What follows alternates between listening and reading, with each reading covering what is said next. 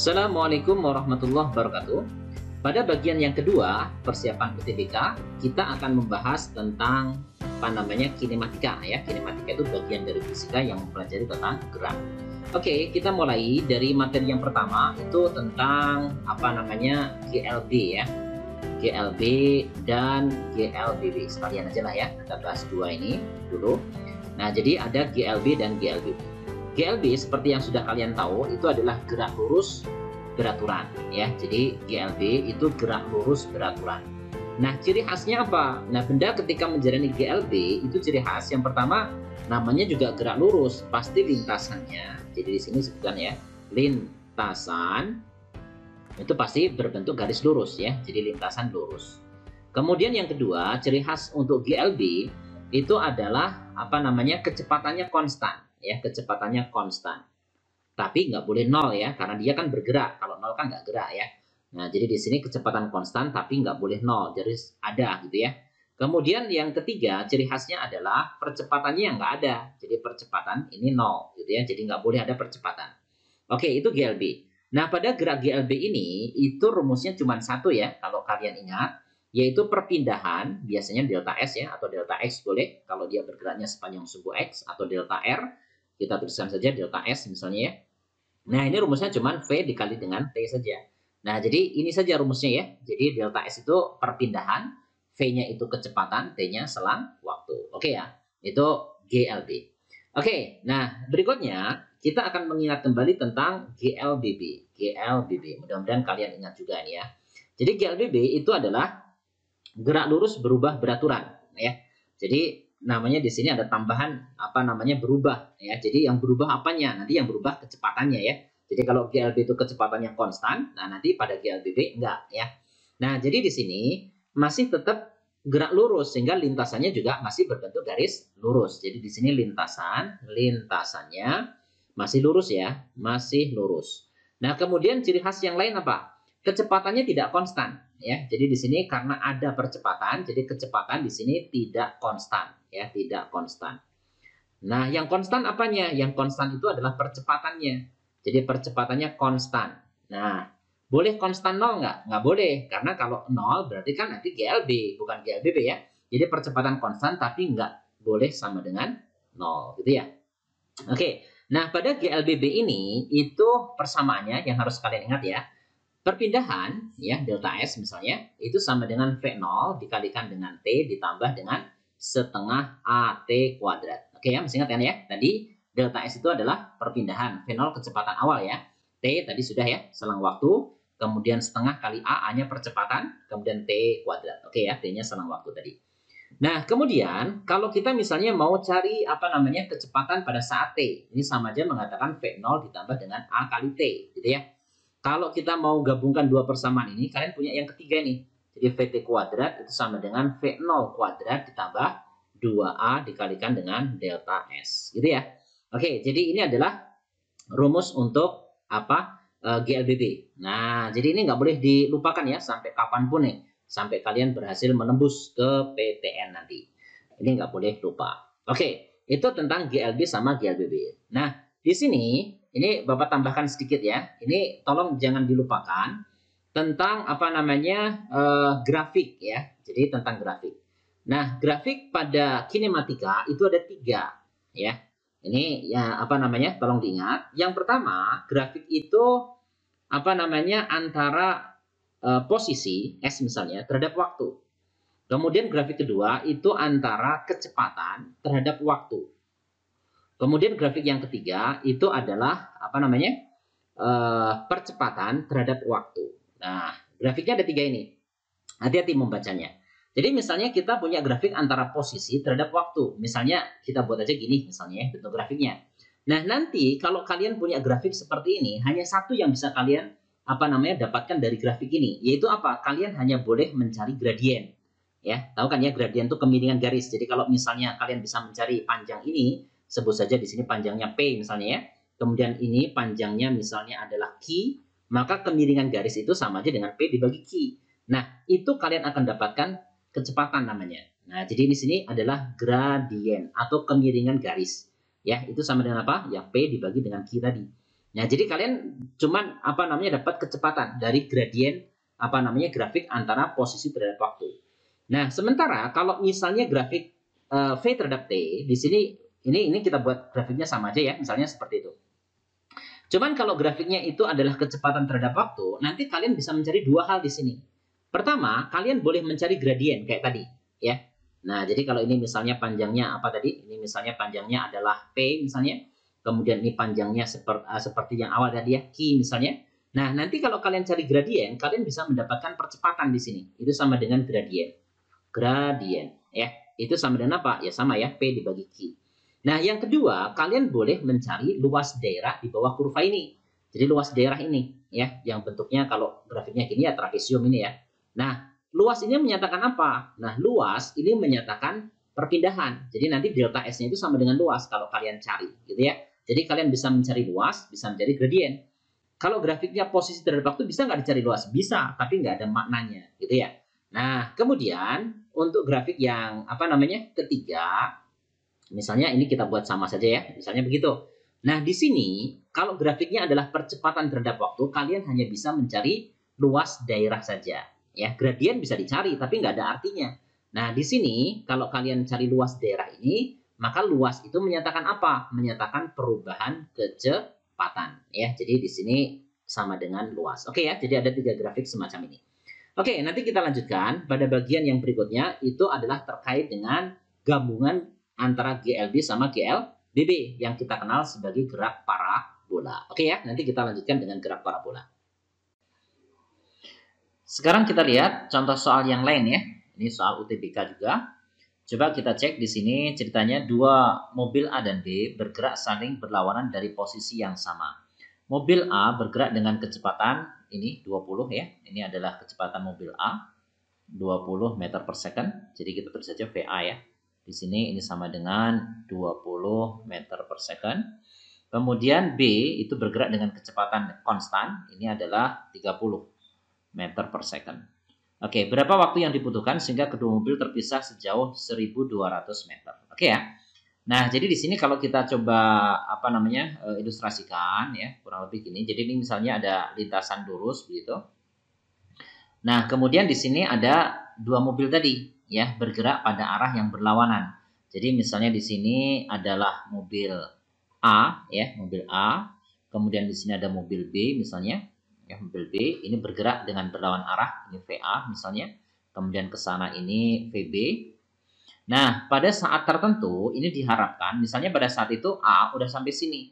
Ini A ya. Kemudian B-nya udah sampai sini gitu ya. Nah, ini B-nya. Dan diharapkan pada saat itu jarak antara keduanya itu adalah 1.200 ya meter. Nah, jadi ini antara keduanya, ini jaraknya adalah 1.200. Nah, jadi diharapkan begitu ya. Jadi nanti di sini jarak ini ya, di sini ke sana ini adalah 1.200 meter gitu ya.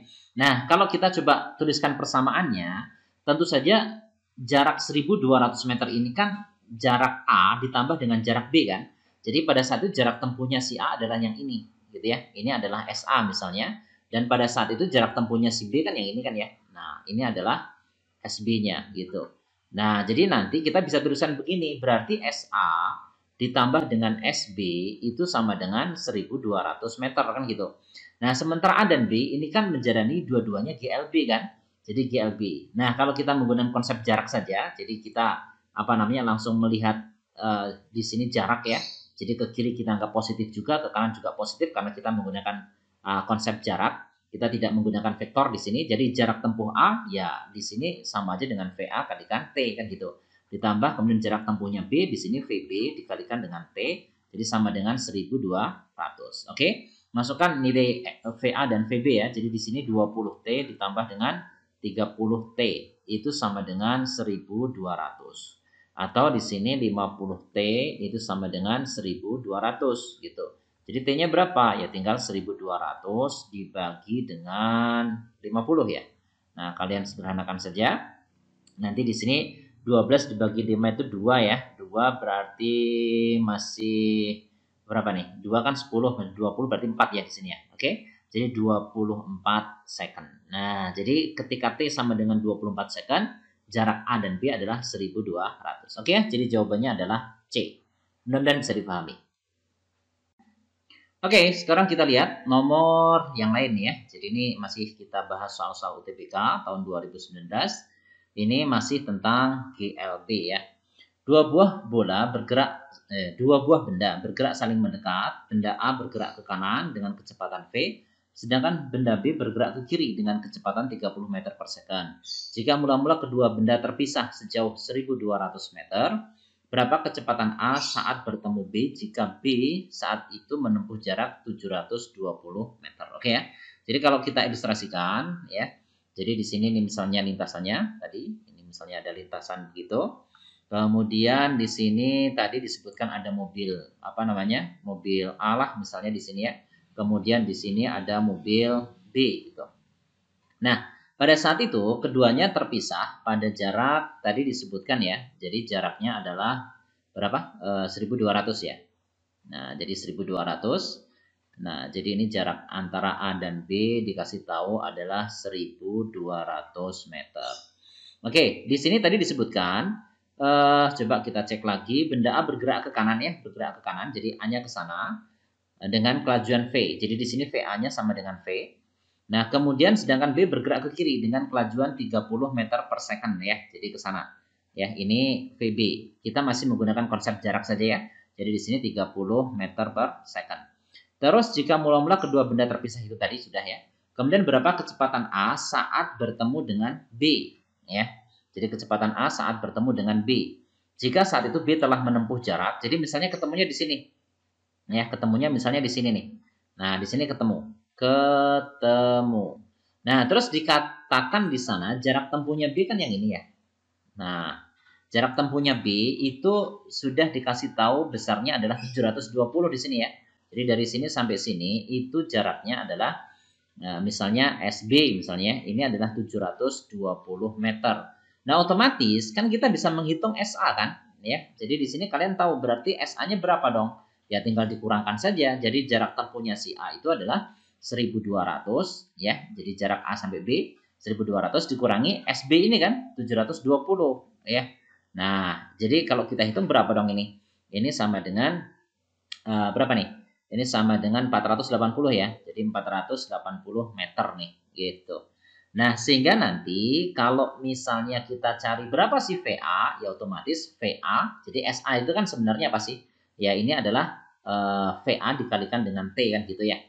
Nah, jadi nanti T-nya bisa kita hitung di SB ini ya. Nah, jadi SB itu kan sama dengan VB dikalikan T. SB-nya adalah 720, kemudian VB-nya itu tadi 30 dikalikan dengan T. Dari sini kan kita dapat T ya. Jadi nanti di sini 720 dibagi dengan 30. Berapa itu? Kalau kita hitung ya nanti sama saja dengan nolnya coret saja ya. Coret, kemudian 7 bagi 3 itu kan 2 ya. 2 berarti 24 ya ini ya. 24 second. Ini waktunya. Sehingga nanti kalian punya berarti VA-nya berapa dong dari sini? Ya SA dibagi dengan T kan gitu. Jadi SA-nya kan udah kita hitung nih. Ini jawabannya. Jadi ini 480 dibagi dengan T. T-nya kita hitung dari B tadi ya. Nah ini 24 gitu. 24 ya. Jadi sama dengan berapa nih? 20 ya. 20 meter per second. Jadi jawabannya adalah 20 meter per second. Ada nggak jawaban di sana? Ada ya. Jawabannya adalah A. Kita lihat contoh soal berikut ini. Jadi di sini ceritanya adalah seorang pengendara sepeda motor berkendaraan di sepanjang jalan lurus dengan kecepatan konstan nih ya. Ini adalah 15 meter per second. Dan akan melewati sebuah perempatan. Pengendara tersebut melihat traffic light ya sudah menyala kuning, tetapi dia tidak mengurangi kecepatannya. Akhirnya saat lampu menyala merah, dia menerjang lintasan perempatan. Jadi melintasi perempatan. Tepat setelah melewati pos polisi yang berada di pojok perempatan, polisi yang sudah memarkir motor di depan pos mulai mengejarnya dengan kecepatan dengan percepatan nih ya. Dengan percepatan konstan yaitu 2 meter per second. Jadi di sini mulai mengejar itu artinya, dan di sini tadi disebutkan parkir ya, berarti kecepatan awalnya sama dengan 0. Jadi nanti V0 untuk mobil untuk motor polisi ini awalnya 0 gitu ya. Nah, kemudian yang ditanyakan akhirnya pengendara dapat dikejar polisi tepat sebelum perempatan berikutnya. Jarak kedua perempatan tersebut adalah gitu ya. Oke, jadi kita lihat soal UTBK berikut ini. Jadi di sini ceritanya ada apa namanya? Ada jalan gitulah ya. Jadi ada jalan, kemudian jalan itu ada perempatan ceritanya gitu ya. Jadi ada perempatan. Nah, kurang lebih beginilah ya. Misalnya gini, ini jalan ada perempatan, kemudian di ujung sana, ujung sini maksudnya. Nah, ini ada perempatan lagi gitu. Ya. Nah, pada saat itu ada seorang pengendara sepeda motor tadi ya. Nah, itu dia menerobos ini lampu merah yang ada di sini. Jadi anggap saja mulai dari sini gitu ya. Nah, jadi dia bergerak itu dengan kecepatan konstan. Ya, jadi sebut saja di sini V pengendara ya. Ini kita tulis VP misalnya.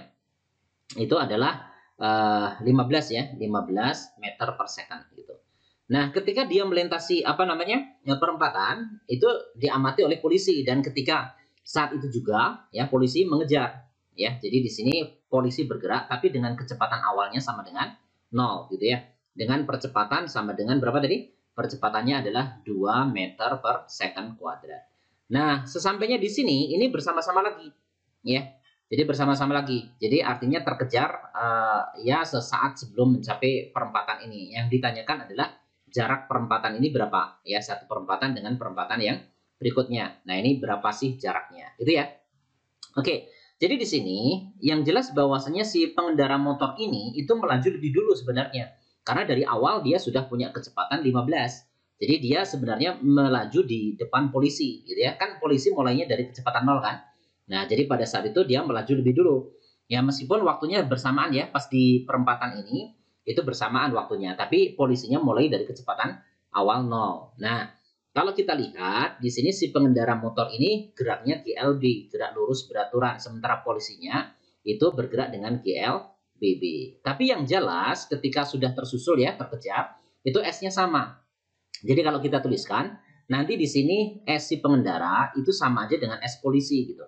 S pengendara, nah karena ini GLB, maka rumusnya adalah V pengendara tadi dikalikan dengan T. Nah, sementara si polisi tadi, S-nya dia menempuh S, itu apa namanya persamaannya Pak? Kalau bergerak dengan GLBB. Masih ingat kan ya, perpindahan untuk GLBB itu adalah V0 dikalikan dengan T ditambah dengan setengah AT kuadrat. Nah, kebetulan untuk kasus ini itu V0-nya 0 nih. Ya, jadi kalian nggak usah lihat yang itu. Jadi nanti langsung ini aja. Jadi setengah AT kuadrat. Nah, jadi nanti di sini langsung aja setengah AT kuadrat. Gitu ya. Nah, kalau nanti kita sederhanakan sambil diisikan angkanya ya. Ini T-nya bisa dicoret. V pengendara tadi kan dikatakan 15 ya. Kemudian di sini tadi setengah dikalikan percepatan mobil atau motor polisi tadi 2 juga. Di sini 2 dikalikan dengan T. Oke ya, jadi dari sini ketahuan T-nya ya. Jadi ketika terkejar itu T-nya sama dengan 15 second. Nah, untuk mencari berapa sih S-nya ya. Jadi jarak satu perempatan ke perempatan berikutnya kalian bisa menggunakan yang SP yang ditempuh oleh si pengendara atau si motor polisi, sama aja ya. Jadi kalau misalnya kita pakai yang pengendara saja ya berarti VP dikalikan T kan. Jadi sama dengan V pengendara tadi 15. Sementara T-nya juga 15 ya. 15 dikalikan 15 berapa? 225 meter. Oke ya. Jadi jarak antara perempatan satu dengan yang lain 225 meter. Oke, ada di sana jawabannya? Ada ya? Jawabannya adalah A. Oke ya. Bisa dipahami ya?